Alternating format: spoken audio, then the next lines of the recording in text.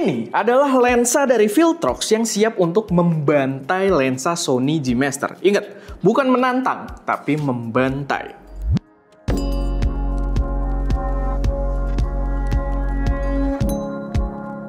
Halo semuanya, selamat datang di channel SM Media dengan gue Erwin, dan pada video kali ini gue pengen bahas Viltrox 35mm f1.2 LAB yang sebenarnya sih kita udah sempet bikin first impressionnya ya, cuman first impressionnya gue bikin di halaman membership kita karena waktu itu gue bikin ya agak lama dari sebelum waktunya launching secara global gitu, jadi bener-bener masih dirahasiakan banget. Dan ya itu sedikit gambaran ke kalian benefit yang bisa kalian dapatkan kalau join membership kita. Lensanya sendiri ini adalah jajaran flagshipnya Viltrox dengan tag LAB gitu ya, dan dia nggak dijual dengan harga yang murah, walaupun mungkin masih bisa kita bilang affordable ya, karena dia dijual dengan harga 1000 US dollar kalau nggak salah, 999 gitu ya. Dan mungkin ketika masuk ke Indonesia berarti harganya akan lumayan dekat ke 20 juta gitu ya, antara 17 sampai 20 juta. Dan ya bukan harga yang murah kayak yang biasa kita dengar di jajaran R-nya Viltrox yang harganya under 4 juta semua gitu kan. Tapi ya menurut gua tetap lensa ini setelah gua cobain itu mudah untuk dijustifikasi, mudah untuk gua rekomendasikan ke kalian. Tapi sebelum masuk ke pembahasan lensanya, gue pengen ngingetin dulu kalau kita ada preset Creature yang bisa kalian pakai kalau kalian pengen foto kalian terlihat lebih epic dalam sekali klik aja. Sama kalau kalian pengguna iPhone 15 Pro ke atas, kita juga ada Lux Professional buat iPhone yang bisa membuat iPhone kalian punya video warnanya kayak kamera mirrorless. Kalau kalian udah kepo, langsung aja cek link yang ada di deskripsi. Oke, impresi pertama udah pasti build quality-nya ini gokil banget karena ini adalah jajaran flagshipnya mereka. Rasanya metal, sangat rigid, tombol-tombol dan juga slider-slider kayak buat fokus sama buat si aperturnya ini terasa sangat well built gitu kan. Belum lagi si aperturnya juga dia udah declickable, kita bisa bikin clicky ataupun kita bisa bikin dia jadi smooth. Dan secara overall build quality ini jelas bukan pertanyaan, cuman emang untuk lensa 35 menurut gue ukurannya tuh terbilang lumayan gede ya. Walaupun kalau kita bandingkan dengan LAB yang sebelumnya yang 135 ini sih jauh lebih kecil gitu kan. Cuman dibanding 35-nya si G Master, setahu gue itu si G Master lebih compact lagi. Tapi mungkin perlu diingat ya, karena G Master-nya Sony itu yang 35 dia f1.4, sedangkan di sini f1.2. Jadi ada sedikit benefit juga gitu dengan ukurannya yang lebih gede ini. Lalu fiturnya sendiri juga komplit banget ya, kayak jajaran LAB yang sebelumnya pastinya. Dia bawa layar informasi, dia bawa AF/MF switch kayak yang tadi kita bilang, declickable aperture, sama dia juga bawa 2 buah tombol FN yang bisa kita atur. Dimana kalau kalian pakai kamera Sony sebenarnya dia itu cuma bisa ngatur satu function button yang ada di lensa, tapi kita bisa pilih mau yang FN1 atau yang FN2 gitu, karena kita bisa pilihnya melalui aplikasi LAB-nya, dimana aplikasinya juga gokil, banyak pengaturan lain sebenarnya yang bisa kita atur juga lewat aplikasinya. Sama begitu juga kalau kita nyalain kita bisa custom logo di sini. Ya mirip lah sama LAB yang sebelumnya yang 135, dan semua fitur tersebut hadir juga di sini. Kualitas gambarnya sendiri udah pasti dia tajam banget, sangat proper. Sparasi juga bisa sangat terasa dengan f1.2-nya. Jadi kalau kalian ada subjek itu antara background dengan si subjeknya atau dengan foreground, itu sparasinya, fall off-nya bisa berasa banget, cakep banget menurut gua. Dan karena dia ini 35mm, gua rasa mungkin buat kebanyakan orang lebih versatile juga ya dibandingkan yang kemarin kita coba 135 gitu ya. Bahkan 135 yang nganggur juga di situ, harusnya itu tuh yang paling gede nih. Set, ini dia.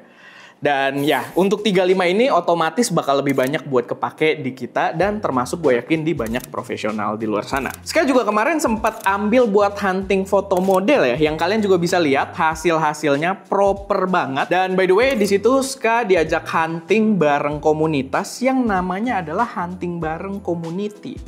Agak rhyming ya di situ, tapi ya itu jadi shout out juga buat mereka, dan dia ada IG-nya atau apa Ska? IG ya. Ya, kalian cek aja IG-nya kalau udah kepo. Lalu dari segi autofokusnya, ini yang juga perlu gue tekenin banget, dan mungkin ini adalah fitur penting dari jajaran LAB-nya si Viltrox gitu ya.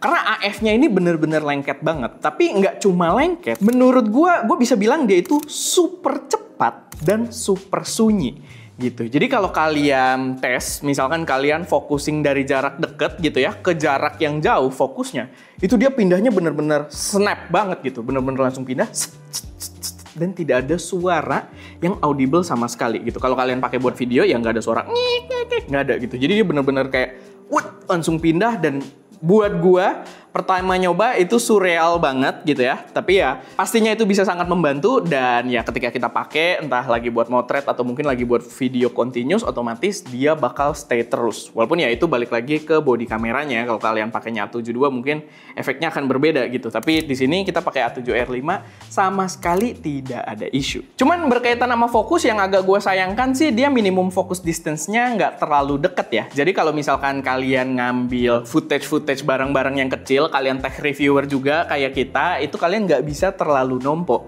Dan ini lumayan berasa sih, karena kalian bisa lihat ada yang bandingin juga. Gua kan nggak ada lensa G-Master-nya ya, tapi kalian bisa lihat videonya Gerald Andon, dia ada bandingin dengan G-Master-nya Sony.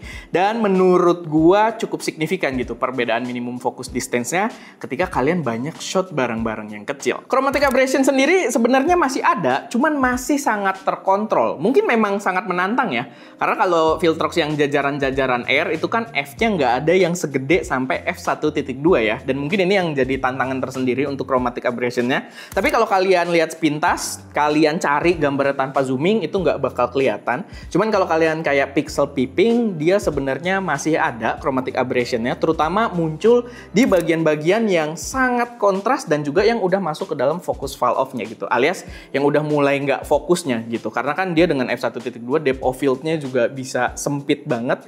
Jadi ya menurut gua, bukan menurut gue sih, jadi ya itu yang akan menyebabkan si chromatic aberration-nya ini bisa terlihat. Tapi balik lagi, kalian baru lihat kalau udah pixel peeping aja. Tapi mungkin gue harus mention juga ya, karena gue ada lihat videonya Gerald Andon waktu dia ngetes ketajaman dari si lensa ini berkaitan sama chromatic aberration. Pas dia ngetes ketajaman yang bahkan top down doang gitu ya, cuman kan dia nge-shot kartu kalau nggak salah, jadi agak kontras.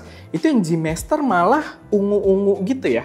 Padahal itu harusnya berada di posisi yang fokus gitu, bukan di fokus fall off-nya. Jadi ya, gua rasa sih kalau dari perbandingan tersebut, lensa ini jauh lebih superior. Buat flare dan ghosting, lensa ini memberikan performa yang cukup baik. Walaupun kalau kalian lihat pembahasannya Petapixel, katanya dia buat nge-shoot Sunstar, dia nggak begitu bagus. Karena karakter Sunstar-nya emang nggak begitu appealing ya. Tapi paling nggak ketika dia kena cahaya direct, misalkan kalian subjeknya bukan ke matahari gitu ya, tapi kena tompo cahayanya, itu warnanya masih sangat terkontrol, dia nggak wash out dan nggak bias yang membuat color shifting juga. Jadi coatingnya juga udah cukup bagus dan ya sangat tepat lah gitu untuk sebuah lensa yang berada di jajaran flagship. Buat distorsi, kalau kita ngambil objek-objek dengan garis lurus, dia juga masih ada tapi nggak terlalu parah. Begitu juga vignette-nya ya.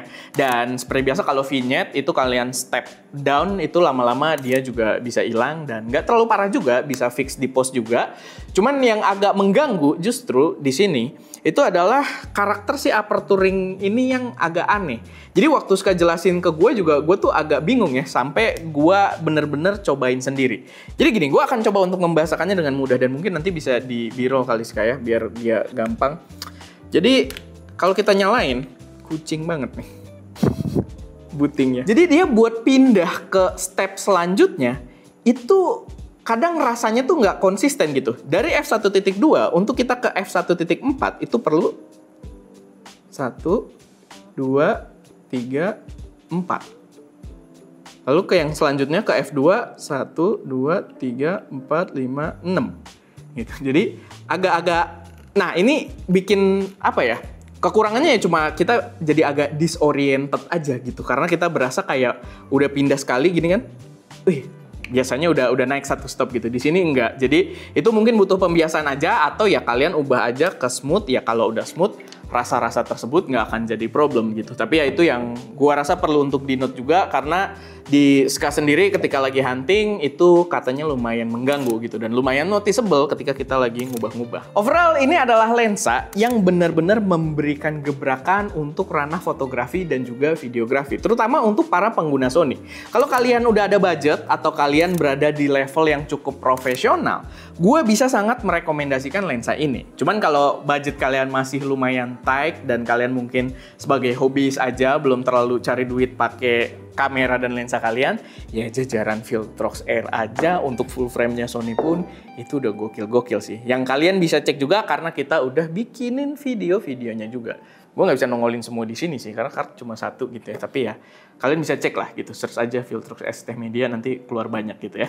Tapi ya, paling itu aja sedikit pembahasan gue seputar lensa flagship dari Viltrox ini. Kalau ada koreksi, saran, atau pertanyaan, silahkan taruh aja semuanya di kolom komentar.